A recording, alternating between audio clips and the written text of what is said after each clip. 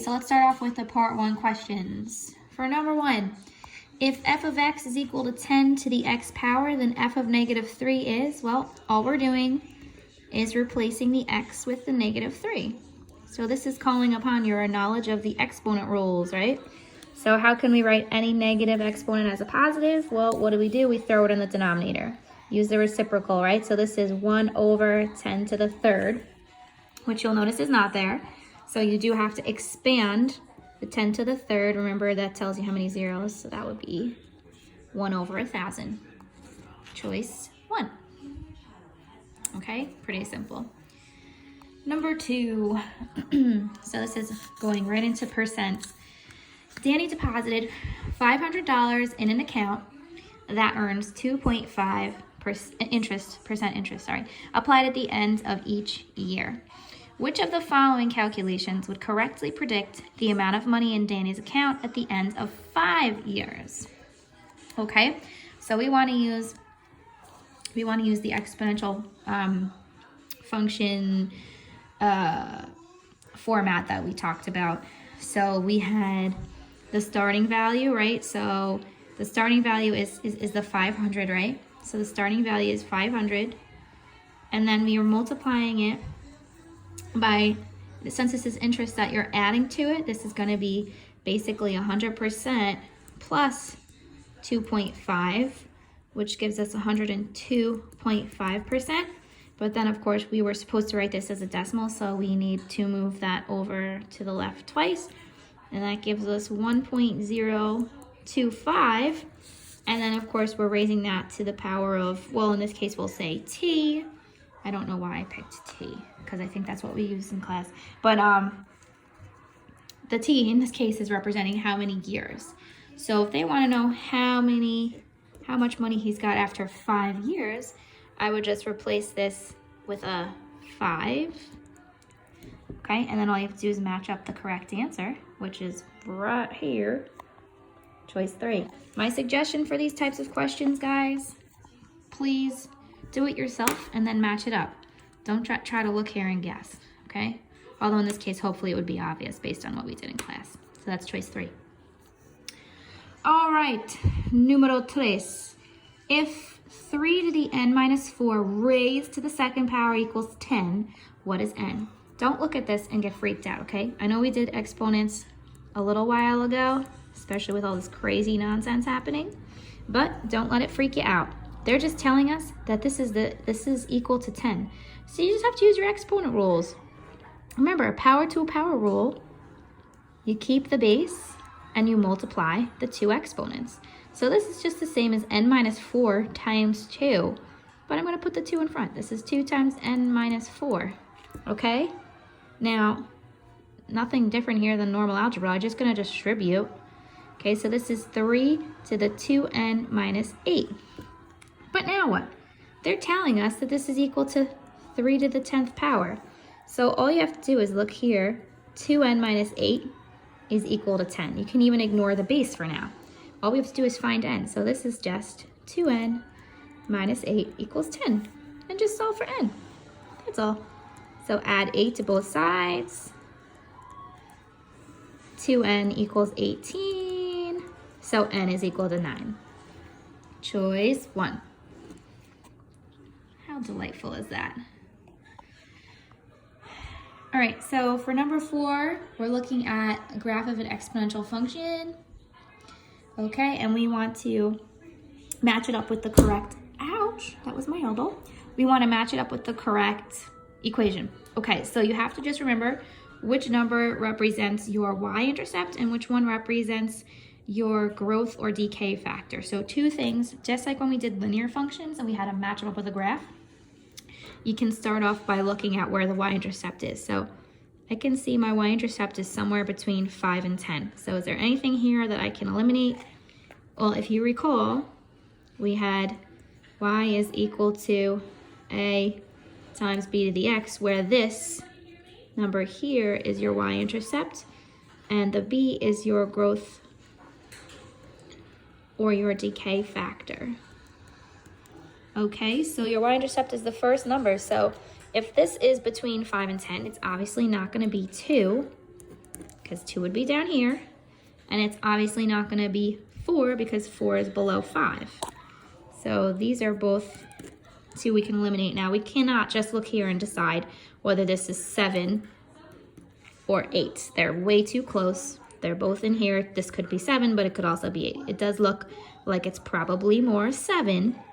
Okay, so if you wanted to try to conclude based on that, in this case, you would end up being right. The second thing we have to look at is the decay or the growth factor. So if it's growth, this is just off to the side to help you remember. If it's growth, it's going to be going up from right to left, left to right, dear God, left to right, never right to left. Decay is always going to be going down from left to right. So in this case, I'm going from left to right, I'm going down. So this is decay. Okay, and I can tell that one of these is decay because if it is going down, it's going to be less than 1. It's going to be a decimal. Oops, what am I doing? Sorry, here it is. Sorry. I keep on trying to hold the camera and look at my paper at the same time. Here it is, okay? So this is your decimal. This is a whole number, so that would be a growth factor. From left to right would be going up. So this would be choice 4, okay? So I guess on the side, I'll just write this for those of you who need a review. Growth, the number is greater than 1. Uh-oh.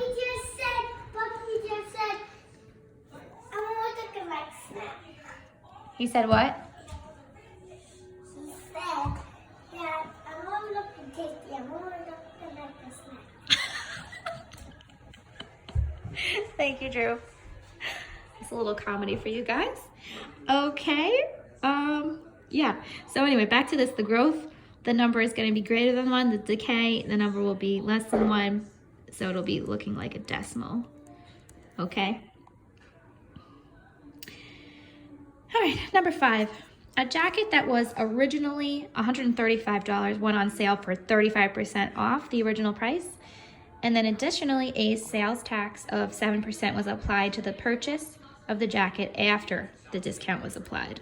Very important to note, it says after.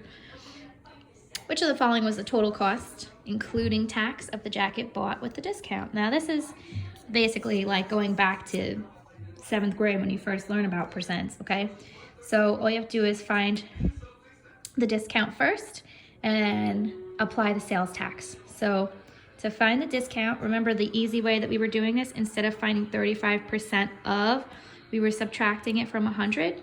So this would be 135 times 100 minus 35 would be 65%. So this is going to be times 0.65. That's the quick and easy way to do it. Once you plug that in your calculators, you'll see that your discounted price of the jacket is $87.75.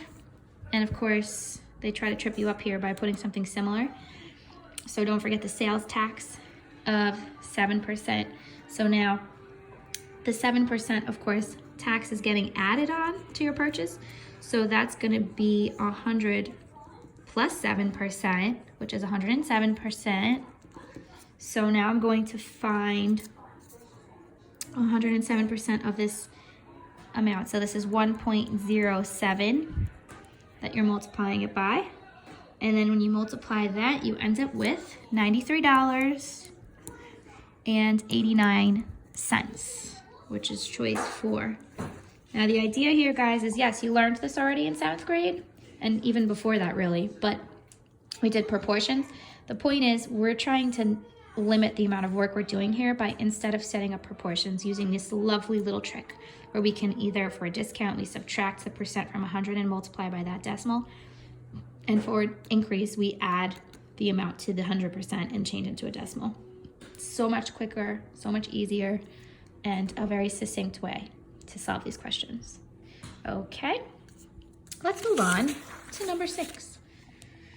All right, the population of fruit flies is growing exponentially. It can be modeled by this function here. P of h is equal to 25 times 1.28 raised to the h power, where p is the number of fruit flies and h is the hours that they have been breeding. Which of the following represents the average rate, the average rate that the population of fruit flies is growing over the first 12 hours? So We have to be very careful with this. This is a nasty, nasty question, okay?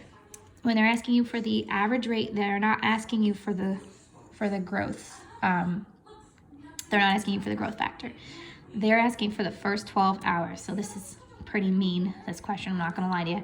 Average, we find by taking the sum, right, of all of something and then dividing it by the total amount. So in this case, what you have to do is figure out the amount of fruit flies that there were at the beginning. So the very beginning, when at the first point when they started, the amount of fruit flies that there were, that will be your y-intercept, the starting point. So there was 25 fruit flies at the beginning. Now what we're gonna do is we're gonna find after 12 hours.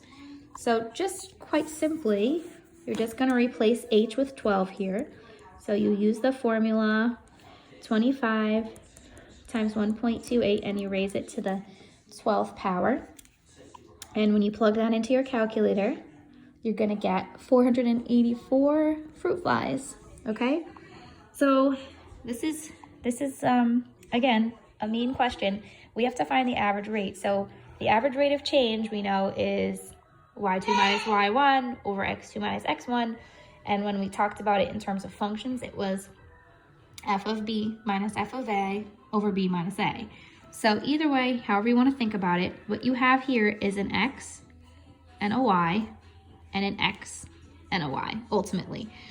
So you're finding the rate of change. So we're doing 484 minus 25, because this is basically y2 minus y1, over x2, which is 12, minus x1, which is 0. So this is ultimately 459 fruit flies in 12 hours. And then when you plug that into your calculator, you get 38.3 fruit flies. Choice 3. Definitely a mean question, okay? Kirk.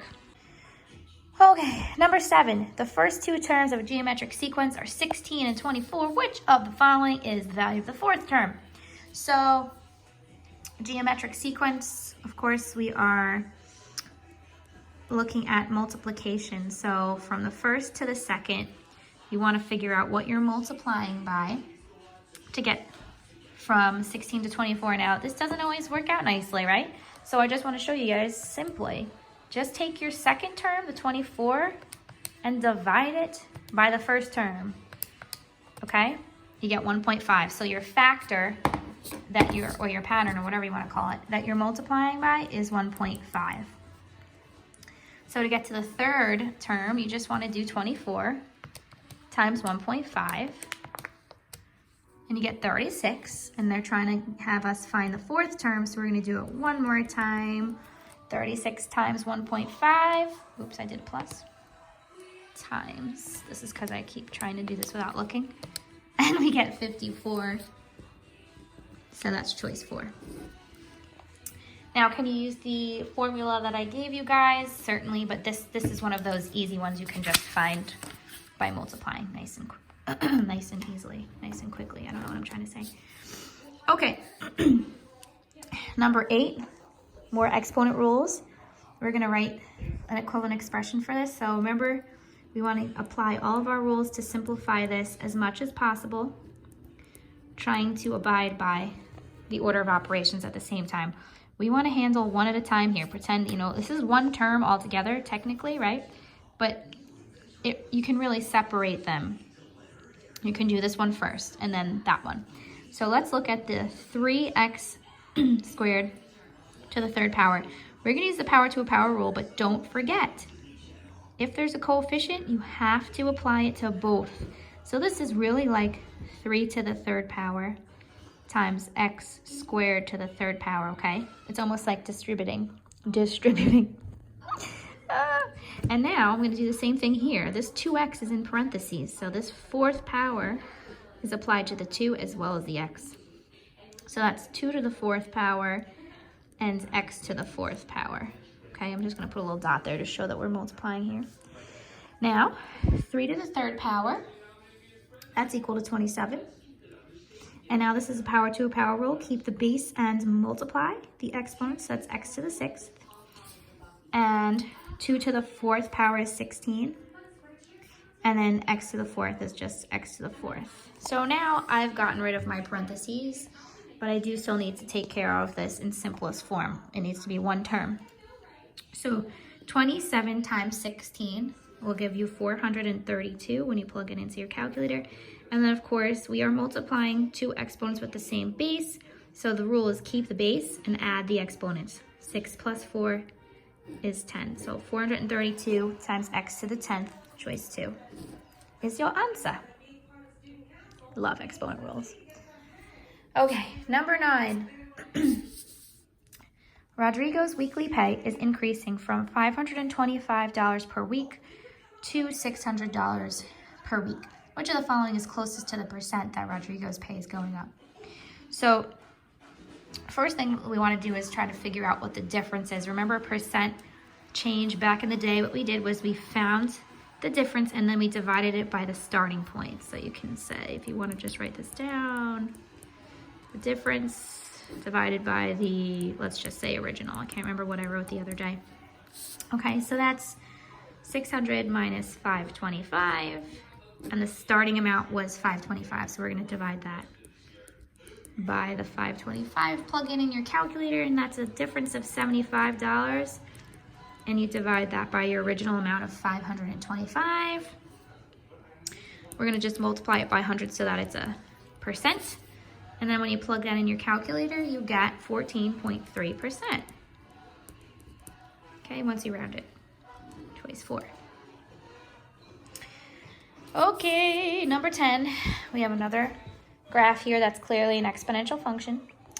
A hot liquid is placed in a refrigerator to quickly cool down. The temperature of the liquid can be modeled with this exponential function. T is equal to A times B to the M, where M is the number of minutes that it's been cooling. Based on the graph below, which of the following is the closest to the value of B for this model? How on earth are we going to find this?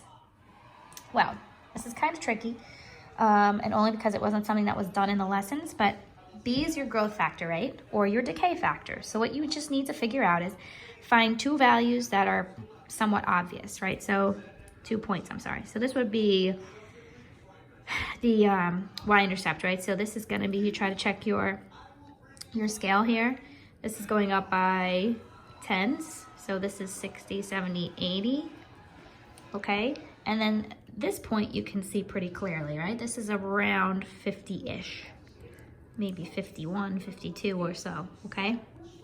So if you're going to figure out what the B value is, remember, every time we're multiplying something to get to the next value. So what I showed you before was to just simply take your second number. If this was written as a sequence, right? If this was a geometric sequence, let's just say 80 and 50, I would figure out the growth factor by, or decay factor in this case, by dividing. So I can take the 50 and divide it by 80. And I get around, what do I get? Sorry. 0.625, which is around 0.65, and that would be your answer. Okay, so don't get tripped up by that. It was a lot easier than it looked.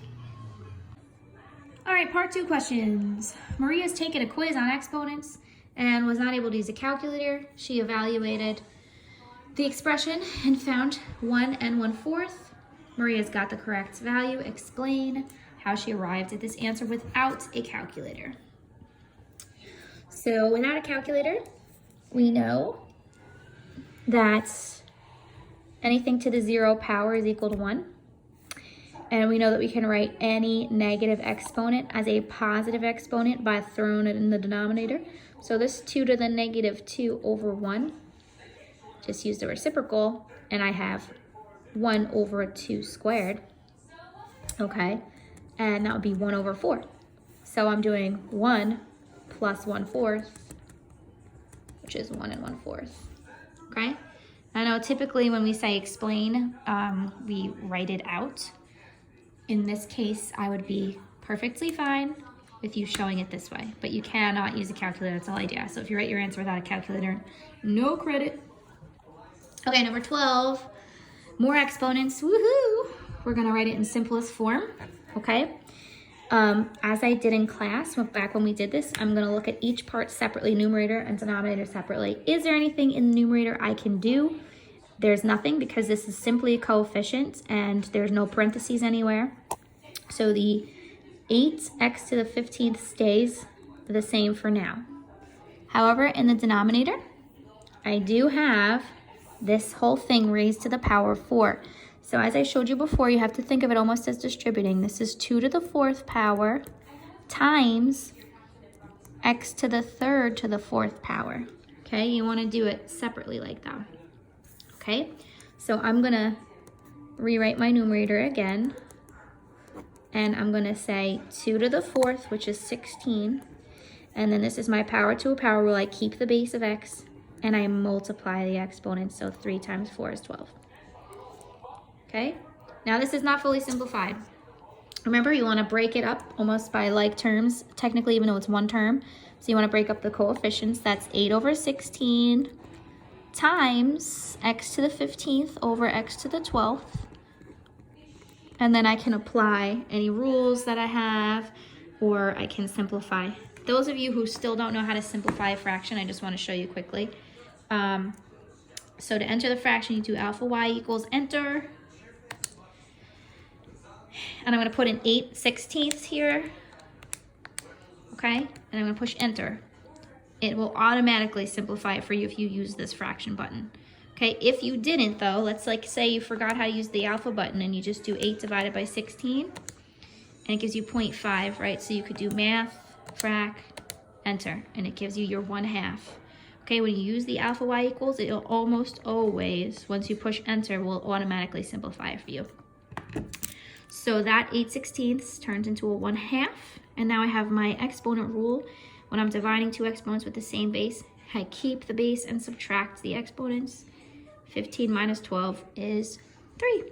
1/2 x to the 3rd is your answer.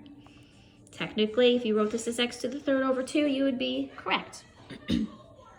Okay? Okay, part 3. Write the equations of the linear and exponential functions that pass through these 2 points. Okay, so we discussed back in this lesson, whatever lesson it was, that you could write the equation of a linear, excuse me, and an exponential equation, both from 2 points, okay? So, for the linear, this is quite simple. My slope and my y-intercept are what I need here. The y-intercept is 15 because it's where x is 0. So my b is 15, okay? It's gonna be the same for the exponential equation, but we'll get there. For my slope, I'm gonna do y2 minus y1 over x2 minus x1, okay? This is gonna be x1, y1, x2, y2. So that's gonna be 5 minus 15 for the y2 minus y1 over, oh dear, that's 5 minus 15, I'm so sorry, over 1 minus 0, x2 minus x1. So that gives me negative 10 over 1, which is negative 10. So put those together, and my equation will be y equals negative 10x plus 15. Okay? All right, so for my exponential equation, your y-intercept is your a, and your growth or decay rate is the b, right? So your y-intercept is the same. It's where x is 0, so that's 15. And now in this case, to find the growth or decay factor, we're going to just simply do what I did before. We're going to look at this as though it was even just like a sequence. We're going from 15 to 5, and you're asking yourself, okay, what am I multiplying by to get from 15 to 5? And to figure that out, just go in your calculator. And in this case, you really don't even need the calculator. The calculator's being a turd. Okay, and you take the second value and you divide it by the first. So it's 5 divided by 15, which hopefully everyone is already knowing. That's 1/3. 1/3. okay?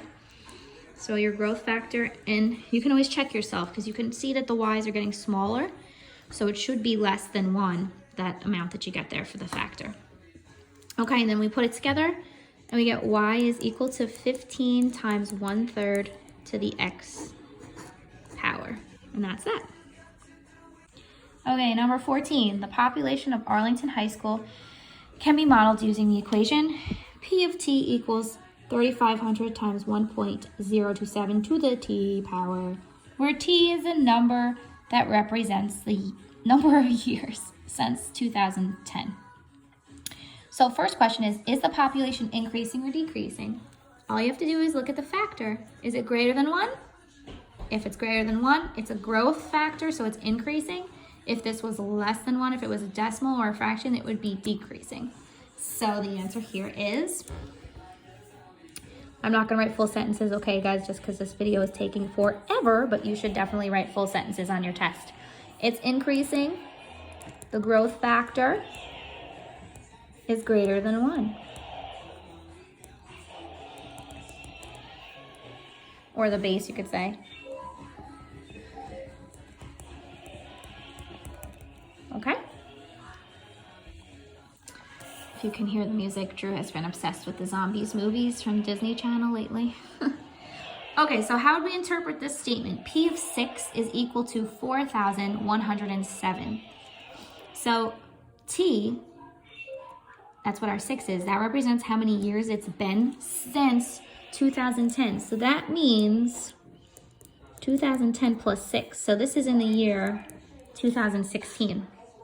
So it's telling us that 6 years after 2010, or in the year 2016, the population is 4,107.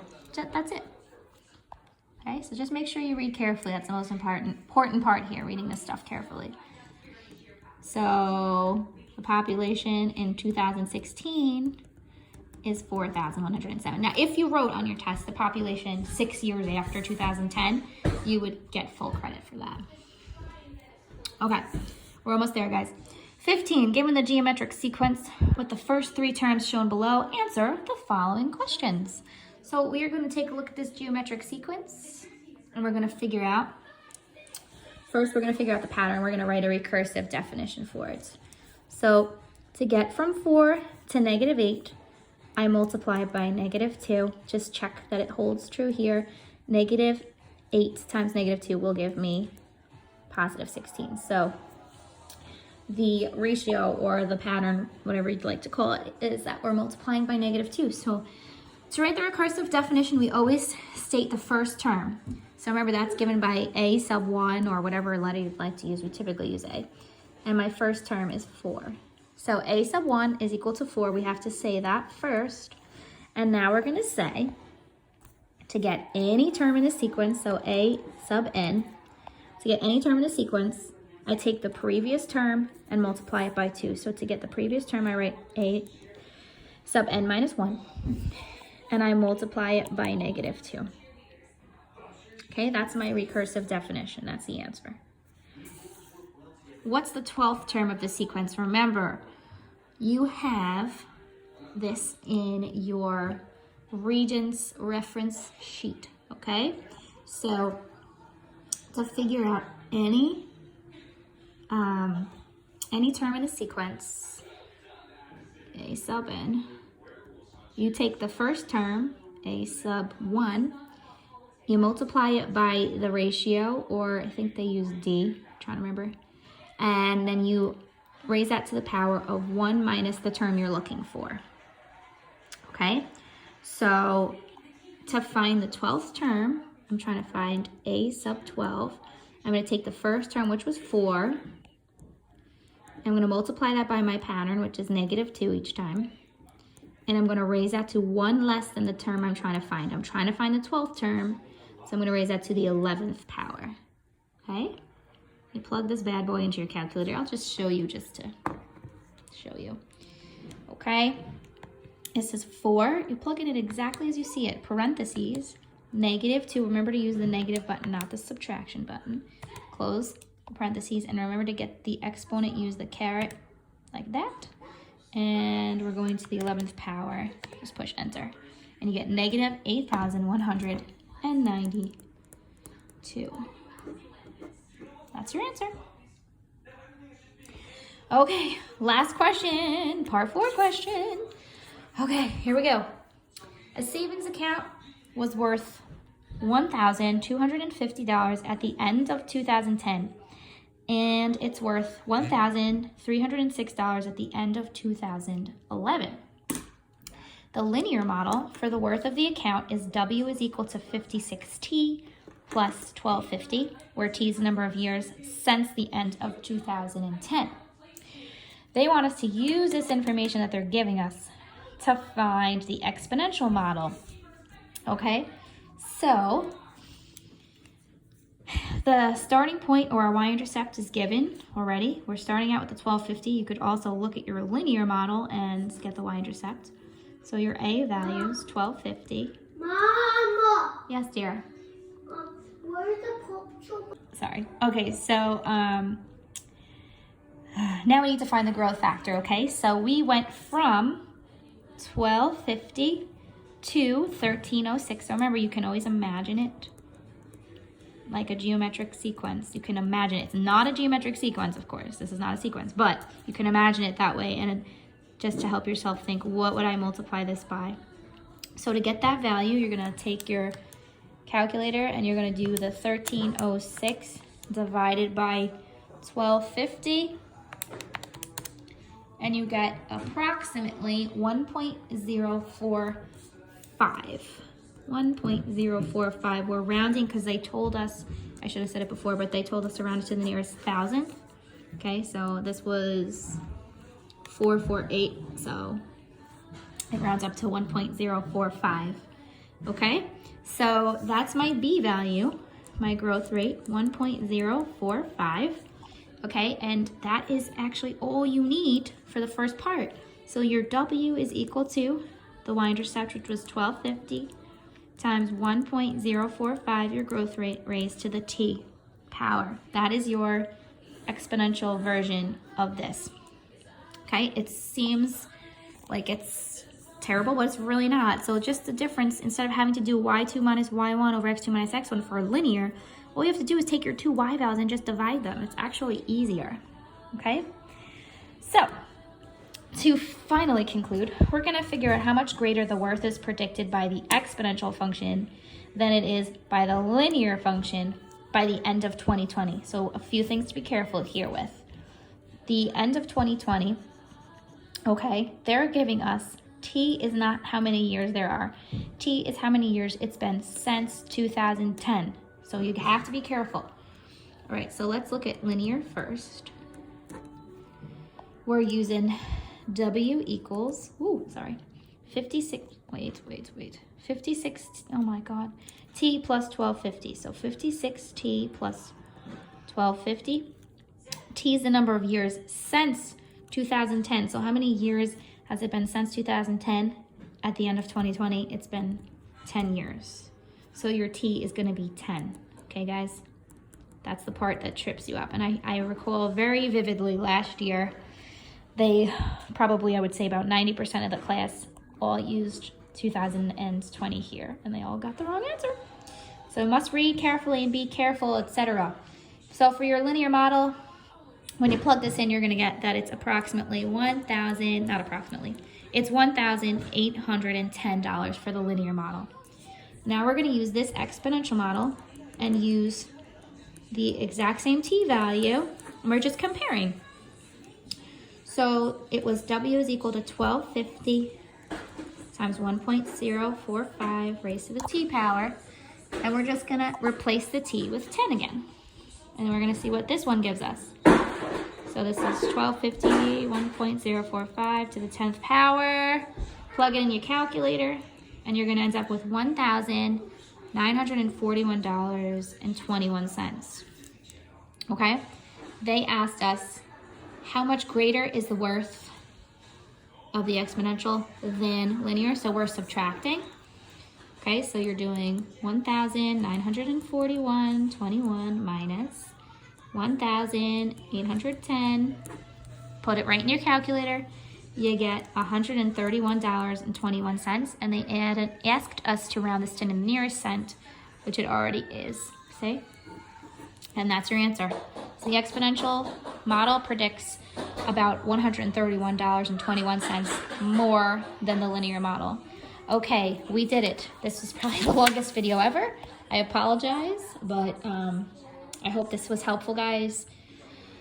If you have any questions, we're gonna have our Google Meets at 12 o'clock. So just let me know what your questions are. Have them ready for me, and we can talk about whatever you need to. Have fun!